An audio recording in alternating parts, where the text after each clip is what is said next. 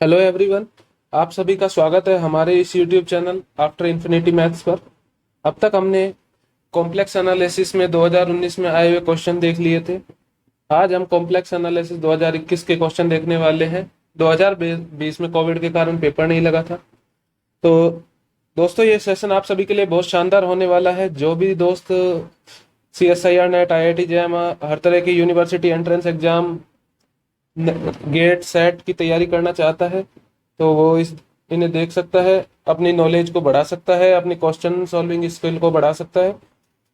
और आपको सारी वीडियोस हमारे Telegram channel after infinity maths पर मिल जाएगी, जिसका लिंक मैंने डिस्क्रिप्शन में डाल दिया है। आप वहां से जाके चेक कर सकते हैं। चलिए, आज हम देखने वाले हैं कॉम्प्लेक्स एनालिसिस 2021 के क्वेश्चन।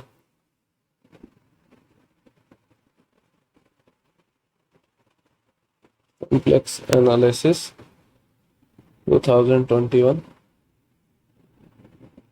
MSc entrance. तो दोस्तों, सोल्व करेंगे हम। पहला क्वेश्चन देखते हैं। दोस्तों, पहला क्वेश्चन है क्वेश्चन नंबर 78। यहाँ पर हमें एक फंक्शन दिया गया है FZ, और पूछा गया है कि अगर यह CR इक्वेशन को सेटिस्फाई करता है तो किस तरह की कंडीशन होने वाली है। तो देखते हैं। FZ हमारे पास दिया हुआ है, FZ is equal to mod Z की पावर 4, जिसे हम लिख सकते हैं मोड Z का स्क्वायर का होल स्क्वायर। तो मोड Z हमारे पास, हम जानते हैं Z बराबर हमारे पास होता है x प्लस आयोटा वाई। तो मोड Z हमारे पास हो जाएगा x square plus Y square. Then mod Z का स्क्वायर का होल स्क्वायर हमारे पास हो जाएगा X square plus Y square का होल स्क्वायर। वो हमारे पास हो जाएगा एक्स की पावर 4 प्लस वाई की power 4 plus 2x square Y square, जो कि हमारे पास हो गया FZ के बराबर। हमारे पास जो फंक्शन FZ है वो कुछ इस तरह का होता है देखने में। FZ is equal to u plus iota V हमारे पास फंक्शन आ गया है। अगर हम कंपेयर करेंगे तो रियल पार्ट के इक्वल हो जाएगा, इमेजिनरी पार्ट को इमेजिनरी पार्ट के इक्वल रखने पर हमें मिलता है u is equal to X की पावर 4 प्लस वाई की power 4 plus 2x square Y square, and v is equal to हमें मिल जाएगा 0। क्वेश्चन में हमसे बोला गया है कि FZ दिस फंक्शन है, तो कॉची रीमान समीकरण को संतुष्ट होते हैं किन बिंदुओं पर। तो अगर ये CR इक्वेशन सेटिस्फाइड करेंगे तो if FZ satisfy CR equation, then CR equation क्या होगी हमारे पास, u का x के रेस्पेक्ट में डेरिवेटिव हमारे पास v के रेस्पेक्ट में डेरिवेटिव, y का रेस्पेक्ट में डेरिवेटिव के बराबर होगा, एंड u का y के रेस्पेक्ट में डेरिवेटिव v के x के रेस्पेक्ट में डेरिवेटिव के नेगेटिव सिंबल के बराबर हो जाएगा। तो हमारे पास ये आ जाने वाला है। देखेंगे हम, ux इज इक्वल टू हमारे पास हो गया 4x cube plus 4xy square, and uy हमारे पास हो गया 4y cube plus 4x square Y. Since ux is equal to vy which is equal to 0, that implies 4x cube plus 4x square xy square equal to 0। Common लेंगे, 4x बाहर, x square plus Y square equal to 0। Similar way में uy बराबर minus vx which is same as 0, as v is equal to 0, तो vx and vy are 0। Then uy is equal to 4y cube plus 4x square into Y equal to 0। Then 4y into में x square plus Y square is equal to 0। इस equation से हमें मिलता है x बराबर 0 और x square plus Y square is equal to 0। That implies x equal to 0 comma y equal to 0। यहाँ से मिलता है y इक्वल टू 0 और X square plus Y square equal to zero, that implies X equal to zero and comma Y equal to zero. तो हमारे पास जो सी R equation satisfy हो रही है वो केवल ओरिजिन पे सेटिस्फाई हो रही है, 0,0 पॉइंट पर। तो देख लेते हैं ऑप्शन नंबर हमारे पास ए, एक्स बराबर जीरो वाई बराबर जीरो करेक्ट होगा। आपको कोई भी डाउट हो तो आप कमेंट सेक्शन में लिख सकते हैं, वहां पर आपके डाउट को क्वेरीज को सॉल्व किया जाएगा। नाउ हम नेक्स्ट क्वेश्चन देखते हैं। यहाँ पर क्वेश्चन नंबर 79 में हमें एक फलन दिया गया है u बराबर में cos x cos hyperbolic Y, और पूछा गया है कि इसका प्रसमवादी संयुग्मी होगा। प्रसमवादी संयुग्मी यानी हार्मोनिक कॉन्जुगेट के बारे में पूछा गया है।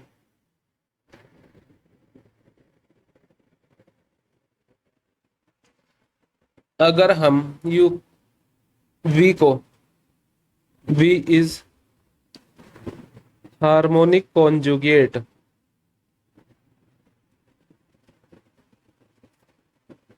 To u if they satisfy CR equation, that is ux is equal to vy and uy is equal to minus of vx and f is equal to u plus iota v, analytic हो जाते हैं।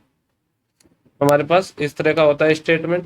हमें u given है cos x cos hyperbolic y, तो CR equation satisfy करने के लिए हम ux निकालेंगे, जो कि हमारे पास होगा cos x का derivative minus sine x cos hyperbolic y and uy का डेरिवेटिव हमारे पास हो जाएगा, uy हो जाएगा हमारे पास u का y के रेस्पेक्ट में derivative cos x sine hyperbolic y, ठीक है, जो कि हमारे पास vx के बराबर है और ये हमारे पास माइनस ऑफ vy के बराबर है।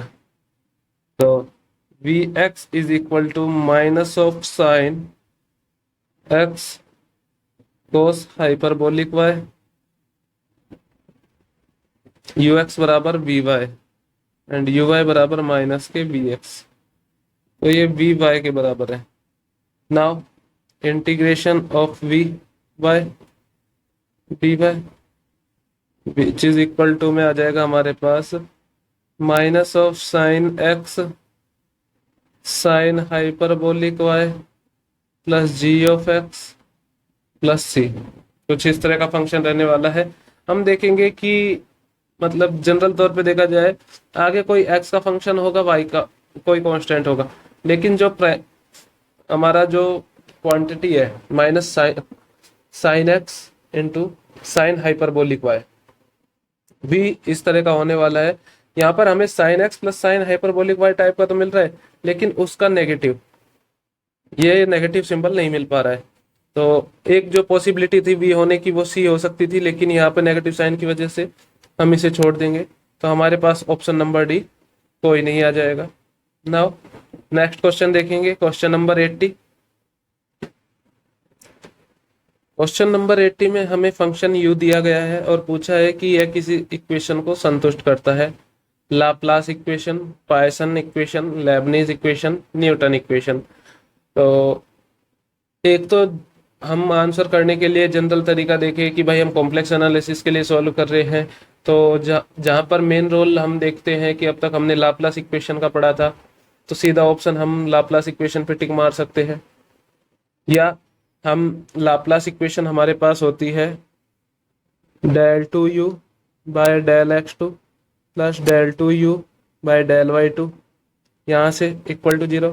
यहाँ पे हमें u गिवन है e raise to power x into में x cos y minus y into में साइन y u। तो यहाँ से हम डेल टू यू निकाल ले x टू के रेस्पेक्ट में, डेल टू यू निकाल ले y टू के रेस्पेक्ट में, एंड वैल्यू पुट करके सॉल्व करके देख ले कि ये 0 मिलता है तो हमारे पास लाप्लास इक्वेशन सेटिस्फाई करता है, अदरवाइज नहीं करेगा। या हम सीधा देखें कि हमारे पास u इस तरह का गिवन है, अगर हम थोड़ा आइडिया लगाना चाहे तो हमारे पास कोई फंक्शन z है, वो किस तरह का हो सकता है? z हमारे पास किस तरह का फंक्शन होगा?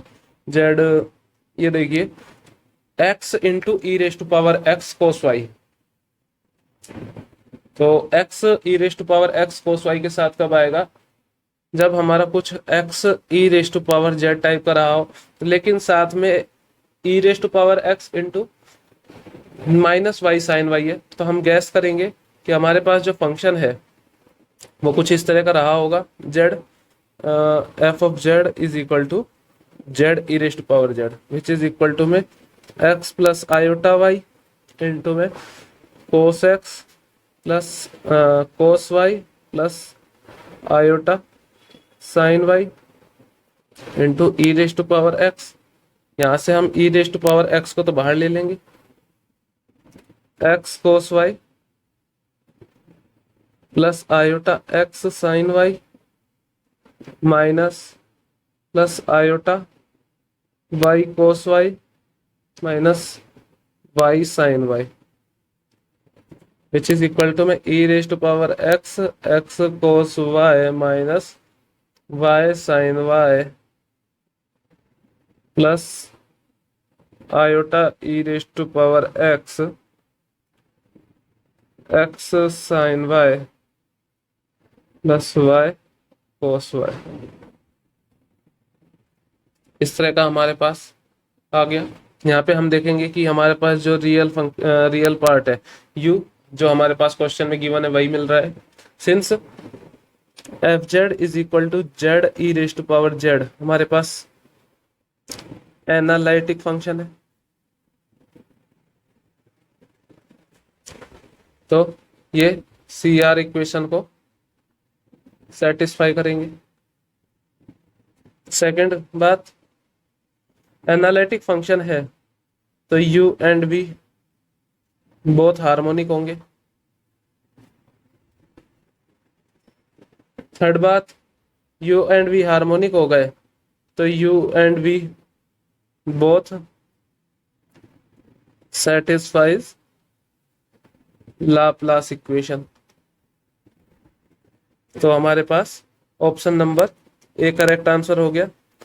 तो हमने यहाँ पर इस क्वेश्चन को 3 तरीके से करना देखा कि सबसे पहले हम लाप्लास इक्वेशन को सेटिस्फाई करने के लिए del two U by del x two और del two U by del Y two चाहिए था, या तो वो निकाल सकते हैं हम, या दूसरा हम एफ जेड से फंक्शन को फाइंड करके और देख सकते हैं कि एफ जेड किस तरह का होने वाला है हमारे पास।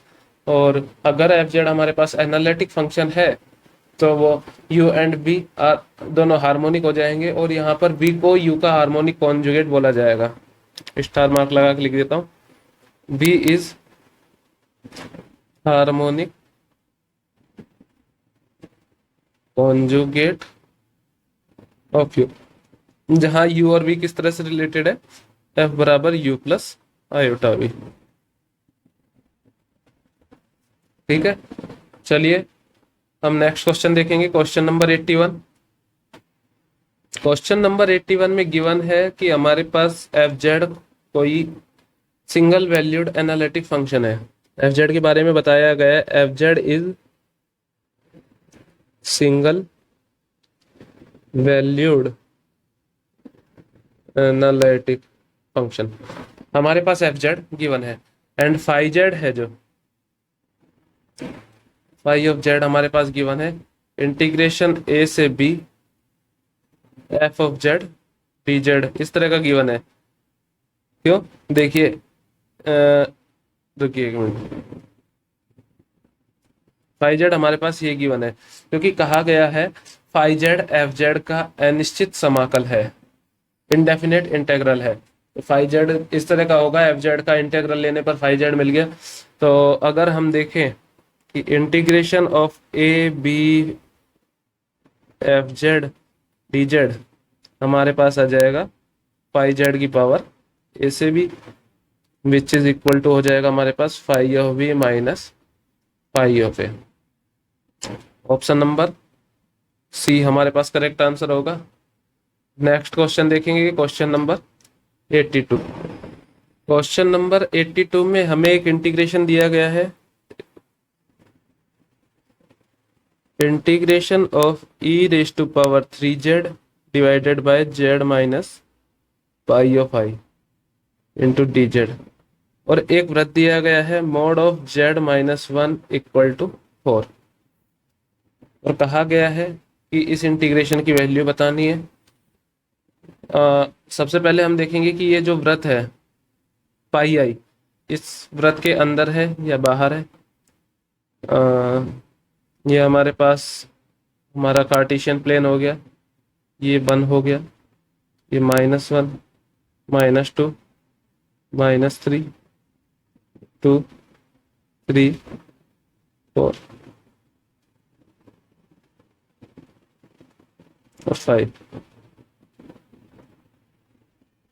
तो ये कुछ इस तरह का हमारे पास सर्किल हो जाने वाला है, जिसका सेंटर ये हो गया हमारे पास।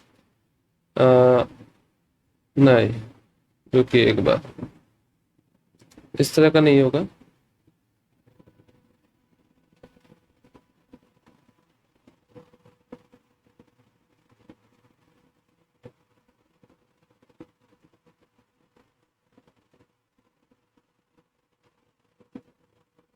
अब 1, 2, 3, 4, 5, 0, -1, -2, -3। ये कुछ इस तरह का होगा। हमारे पास जो सेंटर है वो 1,0 हो गए।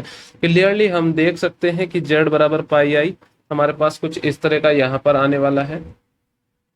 z बराबर पाई आई हमारे पास इसके अंदर ही होने वाला है। या हम z की पाई आई की 1 से डिस्टेंस पाई -1 3.14 की हम 1 से डिस्टेंस निकाल लेंगे तो हमें मिलेगा रूट ऑफ पाई आई की हम जब 1 से डिस्टेंस निकालेंगे तो हमारे पास आ जाएगा कि 0, पाई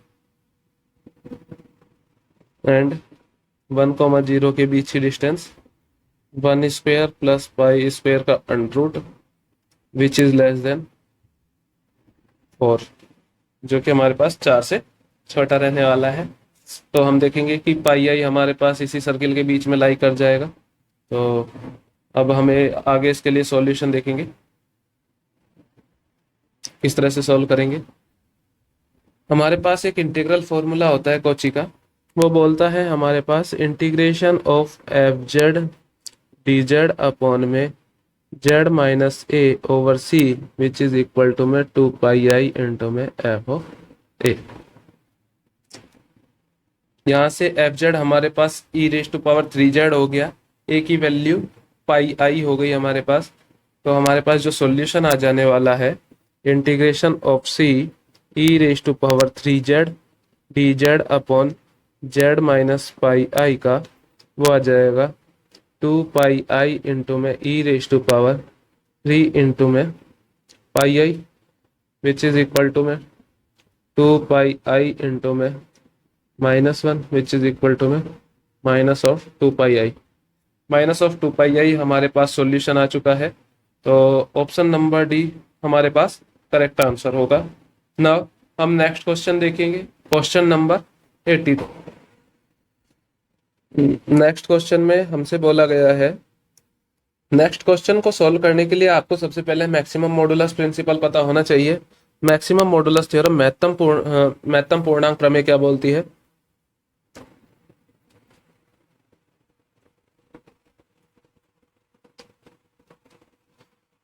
हमारे पास अगर एफ जेड कोई फंक्शन है, let f z be a complex function, complex function की जगह function of complex variable function be A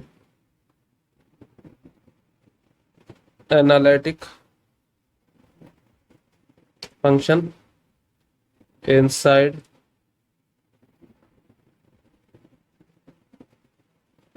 and on a domain. Domain open होता है तो ऑन लगाने की जरूरत ही नहीं है यहाँ पे हमें। Inside domain d then fz has its maximum value at the boundary of its domain until it is constant। कहने का मतलब हुआ कि fz हमारे पास किसी डोमेन डी में एनालिटिक फंक्शन है तो fz की मैक्सिमम वैल्यू हमें केवल उसकी बाउंड्री पर मिलेगी। अगर हम बोलते हैं कि fz हमारे पास कोई एनालिटिक फंक्शन है और उसकी मैक्सिमम वैल्यू हमें उसकी बाउंड्री से पहले मिल रही है तो उसका मतलब है पूरे डोमेन में एनालिटिक हो जाएगा। यहाँ पर यही बात पूछा गया है कि fz हमें एक क्लोज कंटूर एवं उसके ऊपर एनालिटिक दिया गया है। क्वेश्चन में हमें fz को किसी क्लोज कंटूर C के ओवर एनालिटिक दिया गया है और कहा गया है कि मोड fz का अपना महत्तम मान ग्रहण करता है। मोड fz कहाँ पर अपना महत्तम मान ग्रहण करेगा? ये हमारे पास कोई वो था क्लोज कंटूर, बोला गया है कि इसके पूरे के अंदर में fz है जो हमारे पास एनालिटिक है और ये बाउंड्री पर भी है। तो हमने देखा अभी मैक्सिमम मॉडुलस थ्योरम से कि अगर फंक्शन अचर फलन नहीं है, फंक्शन कांस्टेंट नहीं है, तो वह अपना मैक्सिमम मान केवल बाउंड्री पर देगा।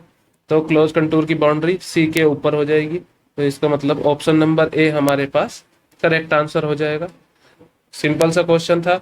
सेम मैक्सिमम मॉडुलस प्रिंसिपल की तरह हमारे पास मिनिमम मॉडुलस प्रिंसिपल होती है कि फंक्शन की जो भी हमारे पास मिनिमम वैल्यू होगी, अगर कोई फंक्शन किसी डोमेन डी में एनालिटिक है और उसकी मिनिमम वैल्यू हमें केवल बाउंड्री पर मिलेगी।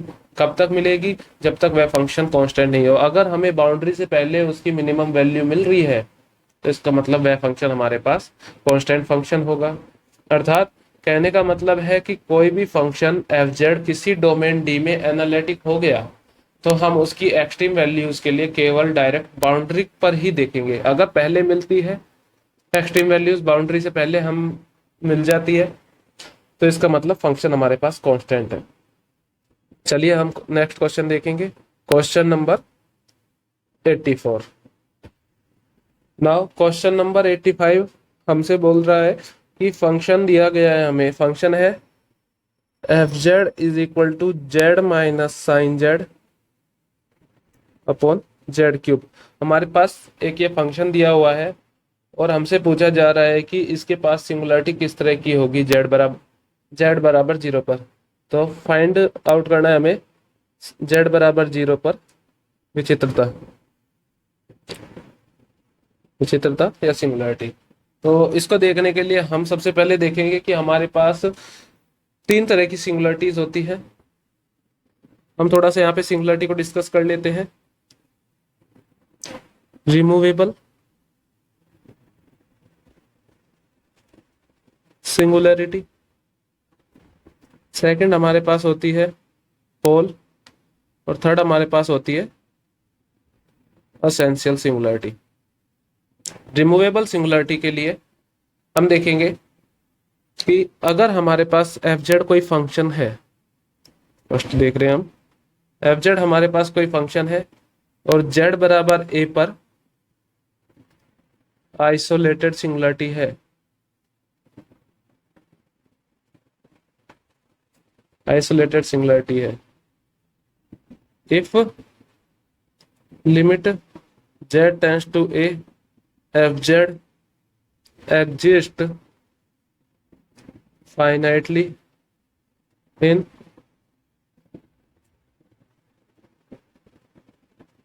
deleted neighborhood of z equal to a। z बराबर a के एक डिलीटेड नेबरहुड, मतलब डिलीटेड नेबरहुड हमारे पास z बराबर a का ये कोई नेबरहुड है तो उसमें से हमने ये पॉइंट बाहर निकाल दिया, a को ही बाहर निकाल दिया। डिलीटेड नेबरहुड में fz फाइनाइटली एग्जिस्ट कर जाए एंड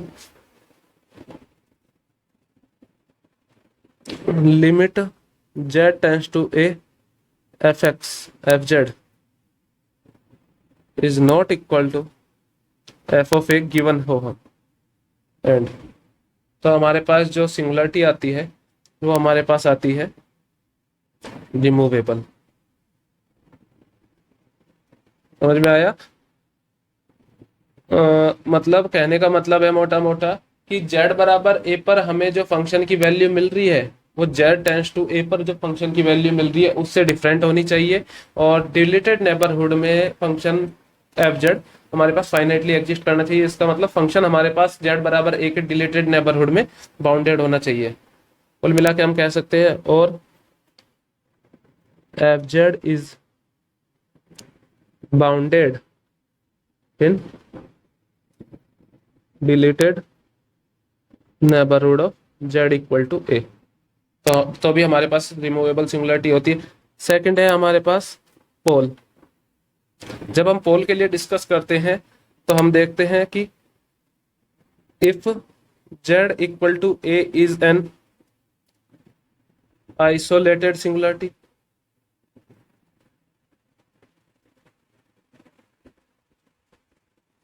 ऑफ एफ जेड, तो z बराबर a पर पोल के लिए क्या बोलेंगे, and f z has a pole of order n, then and at z equal to a, then limit z tends to a z minus a की power n F Z is not equal to 0 और exist finitely, and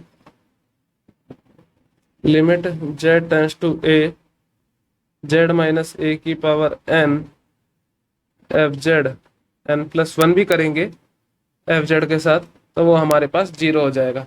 तो ये हमारे पास पोल की होती है, और there exist n belongs to natural number such that limit z tends to a z minus ए की power n F Z exist finitely, then fz has a pole of order n। यहां से कहा गया है कि अगर हमारे पास नेचुरल नंबर में से कोई भी n इस तरह का मिल जाता है कि z माइनस ए की power n into F z की लिमिट हमें z टेंड्स टू a पर फाइनाइटली एग्जिस्ट कर जाती है। किसकी लिमिट?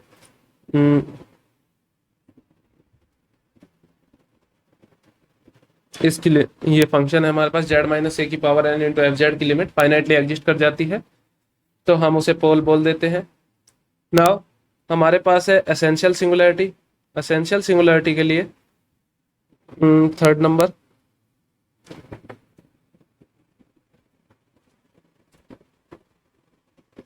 एसेंशियल सिंगुलरिटी के लिए हमारे पास कोई भी ऐसा n नहीं मिलता जिसके लिए z माइनस ए की पावर n इंटू में एफ जेड हमारे पास फाइनाइटली एग्जिस्ट कर जाए। किस तरह से देखते हैं कि there does not exist any n belongs to natural number such that limit z tends to a f z into में z माइनस ए की पावर n एग्जिस्ट्स फाइनाइटली। तो ये हमारे पास z बराबर a पर एसेंशियल सिंगुलरिटी हो जाएगी।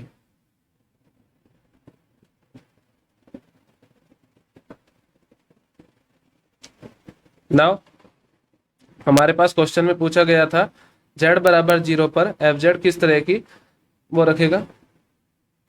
एक तीनों को आइडेंटिफाई करने के लिए हमारे पास होता है कि हम इसके लॉरेंट सीरीज एक्सपेंशन से भी देख सकते हैं। लॉरेंट सीरीज एक्सपेंशन हमारे पास, इसको थोड़ा अलग इंक से लिख लेते हैं, आपको ये सिंगुलरिटी फाइंड करने में काफ़ी हेल्पफुल होने वाला है, तो ध्यान से देखिएगा। और कोई डाउट हो तो आप कमेंट सेक्शन में पूछ लीजिएगा कि लॉरेंट सीरीज एक्सपेंशन से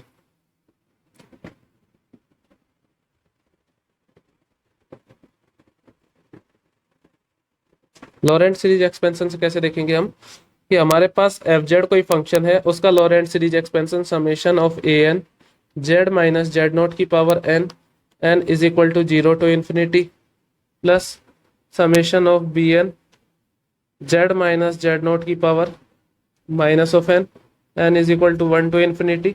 हमारे पास कोई फंक्शन है, एफ जेड का लॉरेंट सीरीज एक्सपेंशन हमारे पास इस तरह का हो गया, जिसमें से इसे हम रेगुलर पार्ट बोलते हैं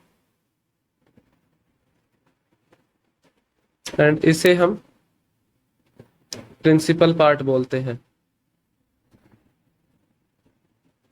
अगर हमारे पास एफ जेड के लॉरेंट सीरीज एक्सपेंशन में if in the Laurent series expansion of F Z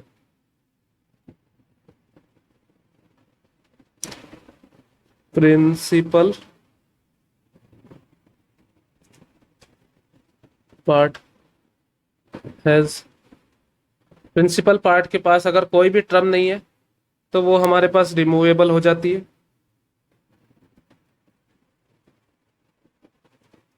finite terms in principal part, तो हमारे पास वह पोल हो जाता है and infinite terms in principal part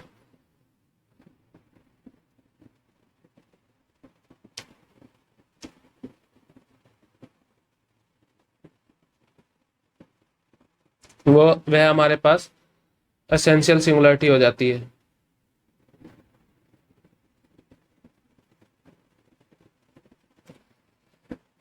तो ये तीनों से हम देखेंगे हमारे पास जो फंक्शन गिवन है, गिवन फंक्शन है हमारे पास F Z is equal to में Z minus sine Z upon Z cube. हम इसका एक्सपेंशन करेंगे तो हम देखेंगे कि Z minus Z cube sine Z का एक्सपेंशन होगा हमारे पास Z minus Z cube plus Z की पावर 5/5 फैक्टोरियल माइनस जेड की power 7/7 factorial upon upon Z cube. तो हम इसे देखेंगे तो Z minus Z plus Z cube by 3 factorial minus Z की पावर 5/5 फैक्टोरियल प्लस जेड की power 7/7 factorial plus epsilon divided by Z cube. Z से तो जेड कैंसिल आउट हो जाएगा और हम जेड क्यूब को बाहर ले लेंगे, कॉमन ले लेंगे। तो जेड क्यूब से जेड क्यूब कॉमन लेने के बाद हमारे पास बचेगा 1/3 factorial minus z square by 5 factorial plus Z की पावर 4/7 फैक्टोरियल डॉट डॉट अपसॉन अपॉन जेड क्यूब, और जेड क्यूब से जेड क्यूब को हम कैंसिल आउट कर देंगे। तो हमारे पास लॉरेंट सीरीज, इसका जो लॉरेंट सीरीज एक्सपेंशन है या नॉर्मल एक्सपेंशन है, देखते हैं 1/3 factorial minus z square by 5 factorial plus Z की पावर 4/7 फैक्टोरियल अपसॉन एफ जेड के हमारे पास नॉर्मल एक्सपेंशन करने पर प्रिंसिपल पार्ट की एक भी टर्म नहीं है, that means no term in principal part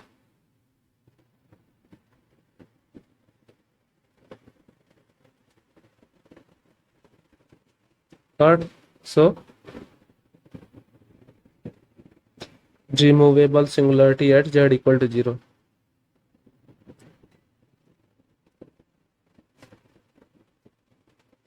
removable singularity को हिंदी में बोला जाता है अपने विचित्रता, पोल को बोला जाता है अनंतक, और एसेंशियल सिंगुलरिटी को हिंदी में बोला जाता है अनिवार्य विचित्रता। तो हमारे पास ऑप्शन नंबर ए 85 का अपने विचित्रता at z equal to 0। Now हम 86 नंबर क्वेश्चन देखेंगे। नेक्स्ट क्वेश्चन,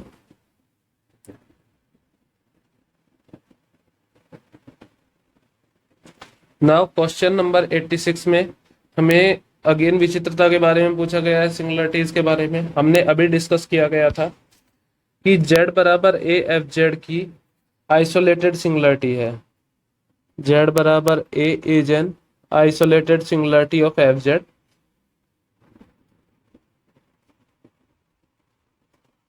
तो हमसे पूछा गया है और कहा गया है कि z बराबर a के डिलीटेड नेबरहुड में एफ जेड बाउंडेड है। F z bounded in deleted neighbourhood of F z. F z नहीं, जेड बराबर ए। जेड बराबर ए के डिलीटेड नेबरहुड में एफ जेड बाउंडेड है। That means limit z tends to a f z equal to में exist finitely in deleted neighbourhood of z equal to a. इसका मतलब हमारे पास अभी हमने डिस्कस किया था कि जेड बराबर ए के डिलीटेड नेबरहुड में हमारे पास एफ जेड बाउंडेड है या उसकी लिमिट एग्जिस्ट कर रही है। तो वह हमारे पास थी f z bounded in deleted neighbourhood of F z equal to a. तो हमारे पास यह है अपने विचित्रता यानी रिमूवेबल सिंगुलरिटी हो जाएगी। हमारे पास हो जाएगी ये removable singularity. Direct statement based question था, थोड़ा सा ध्यान से करेंगे तो ये आसान है। अपने विचित्रता हमारे पास आंसर हो जाएगा। नाउ क्वेश्चन नंबर 87 देखेंगे हम। क्वेश्चन नंबर 87 में हमें एफ जेड दिया गया है और उसका जेड बराबर इन्फिनिटी पर रेजिड्यू के बारे में पूछा गया है। हम सबसे पहले देख लेंगे कि residue at z equal to infinity पर कैसे देखा जाता है। अगर हमारे पास एफ जेड कोई रेशनल फंक्शन है, एफ जेड हमारे पास कोई फंक्शन है, उसका जेड बराबर इन्फिनिटी पर रेजिड्यू देखने के लिए सबसे पहले हम देखेंगे कि degree of numerator is greater than equal to में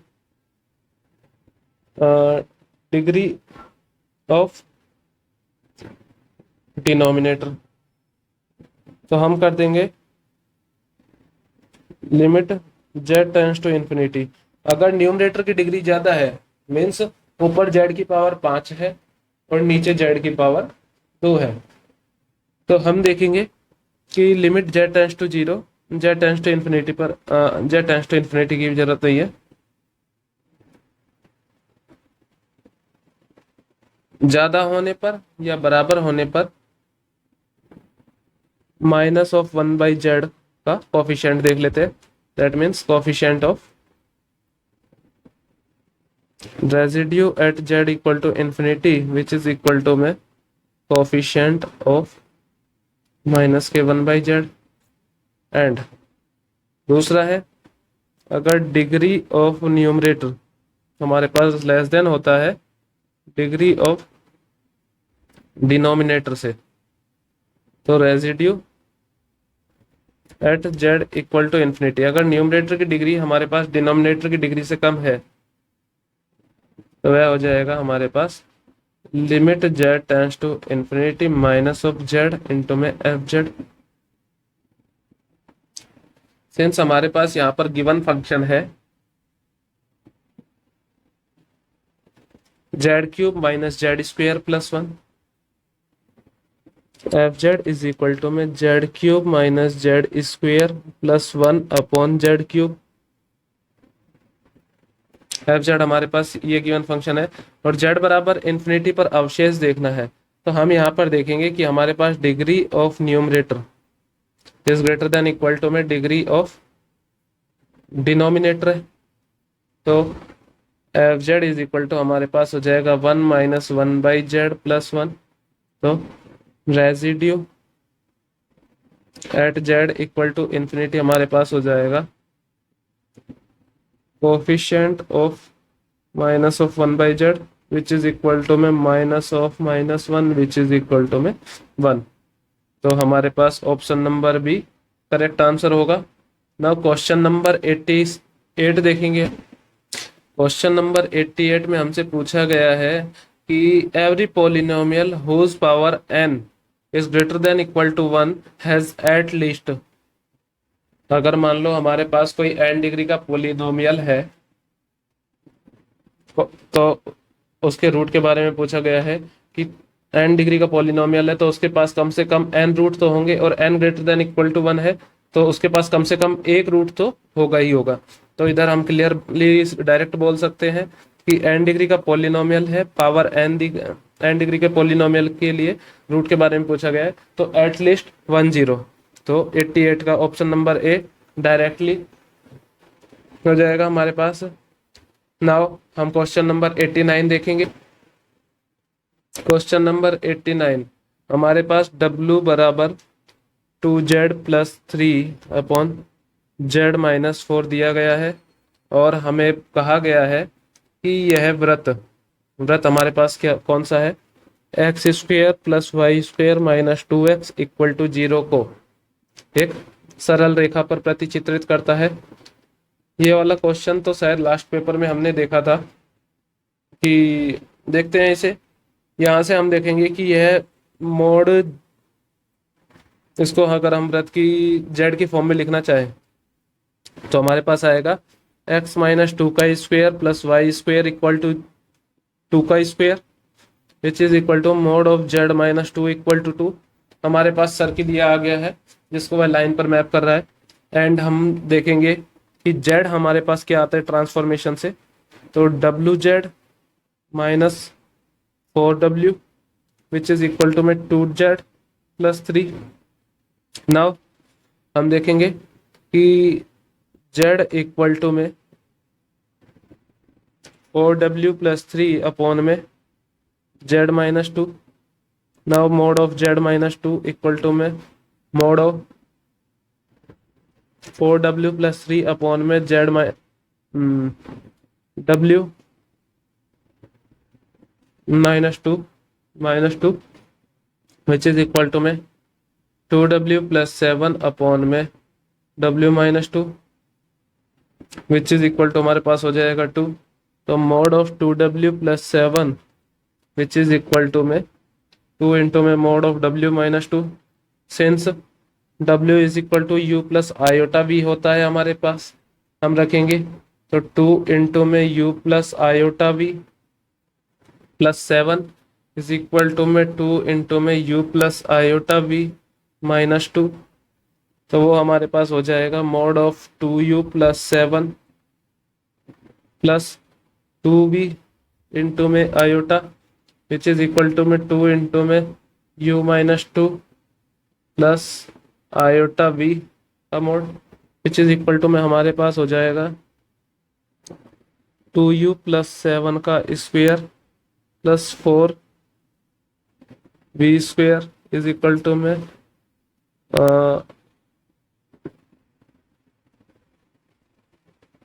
2 under root of U minus 2 का स्क्वेयर प्लस V स्क्वेयर। तो हमारे पास आ गया है आंसर इसका। हम दोनों तरफ स्क्वायर कर लेंगे तो हम देखेंगे कि हमारे पास आएगा 2U प्लस 7 का square plus 4V square which is equal to में 4 इंटू U माइनस 2 का स्क्वायर प्लस 4V स्क्वायर। तो 4V स्क्वायर से 4V स्क्वायर कैंसिल आउट, तो हम देखेंगे कि 4U square plus 49 plus 28 of U is equal to में 4 of U square minus 4U U square minus 4U plus 4। तो हमारे पास हो जाएगा 4U square plus 49 plus 28 of U equal to में 4U square minus 16U plus 16। तो 4U square से 4U square cancel out हो जाएगा, तो हमारे पास हो जाएगा 44 of U is equal to minus के 33। तो यहाँ से हमारे पास होगा 44 of U plus 33 equal to 0, then 4U plus 3 equal to 0। तो यह जो हमारे पास सर्किल था, क्या सर्किल था, x square plus Y square minus 2x equal to 0 को किस लाइन पे मैप कर रहा है? जेड प्लेन से। जेड प्लेन के सर्किल को 4u प्लस 3 लाइन पर मैप कर रहा है। तो हमारे पास option number b correct answer होगा। नाउ हम नेक्स्ट क्वेश्चन देखेंगे, क्वेश्चन नंबर 90। इस सेशन का हमारे पास लास्ट क्वेश्चन जो कि 2021 में पूछा गया था। क्वेश्चन नंबर 90 बहुत सिंपल क्वेश्चन है। हमसे पूछा गया है कि एफ जेड, हमें एक पावर सीरीज दी गई है, f Z is equal to summation of n is equal to 0 to infinity z raise to power n के बारे में पूछा गया है। और पूछा गया है कि जेड बराबर एन का अभिसरण विश्लेषिक कॉन्टिन्यूअस होगा, मतलब कन्वर्जेंस के बारे में पूछा गया है कि एफ जेड का कन्वर्जेंस एनालिटिक होगा। कन्वर्जेंस एनालिटिक कहां पर होगा? सबसे पहले कि जो हमारे पास एफ जेड है, इसका जो रेडियस ऑफ कन्वर्जेंस है वो हमारे पास 1 आ जाएगा। यहां पर a n is equal to हमारे पास 1 है। Then for radius r is equal to में लिमिट लिम्स of n tends to infinity a n की power 1 by n which is equal to में हमारे पास 1 आ गया है। R 1/1 which is equal to 1 आ गया हमारे पास। रेडियस हमारे पास 1 आ गई। तो हम z बराबर 1 पे इसका कन्वर्जेंस देख लेंगे, z बराबर -1 पे कन्वर्जेंस देख लेंगे। और एनालिटिसिटी के लिए हम बात करेंगे कि अभिसरण वृत्त के अंदर तो यह कन्वर्ज होगा, बात है अभिसरण वृत्त के बाहर होगा या नहीं। z बराबर 1 पर अगर हम एफ जेड की वैल्यू चेक करना चाहे एट z इक्वल टू 1, तो summation of 1 which tends to infinity and f z की वैल्यू हम यहाँ चेक करना चाहे मॉड ऑफ z बराबर -1 पर, तो इसके बारे में हमारे पास आता है summation of -1 raise to power n। Since हम देखेंगे कि सतह पर तो हमारे पास जो एफ जेड है वो कन्वर्ज ही नहीं कर रहा है, z बराबर 1 पर वो कन्वर्ज नहीं कर रहा है। तो हम अभिसरण वृत्त, मतलब हमारे पास जो सर्किल ऑफ कन्वर्जेंस आता है, इसका सेंटर अगर हमारे पास 0 है तो z बराबर 1 हमारे पास ये सर्किल आ गया है, इसका सेंटर 0 है और रेडियस हमारे पास 1 है। तो जो हमारे पास एफ जेड है वो केवल इस सर्किल के अंदर अंदर हमारे पास कन्वर्ज करेगा, इसकी सतह पर, और बाहर हमारे पास कन्वर्ज नहीं करेगा। तो हमारे पास फंक्शन एनालिटिक भी इस सर्किल के इनसाइड रीजन में हो जाएगा। तो और ये सर्किल है हमारे पास, इसे बोलेंगे सर्किल ऑफ कन्वर्जेंस।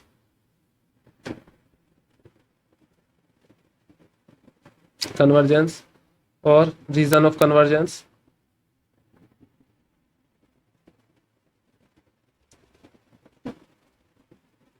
तो हमारे पास आ जाएगा अभिसरण वृत्त के अंदर।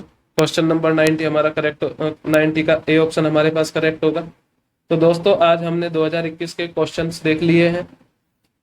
आशा करता हूं कि आप सभी की तैयारी बहुत अच्छी चल रही होगी। नेक्स्ट सेशन में हम मिलेंगे आपके साथ 2022 के क्वेश्चन के कुछ क्वेश्चन पेपर के साथ। वहां पर हम कुछ कॉम्प्लेक्स एनालिसिस के क्वेश्चन डिस्कस करेंगे आपसे। और दोस्तों अगर आपको ये पीडीएफ चाहिए तो ये आपको हमारे Telegram channel after infinity maths, जिसका लिंक मैंने डिस्क्रिप्शन में डाल दिया है, वहां से आप देख सकते हैं।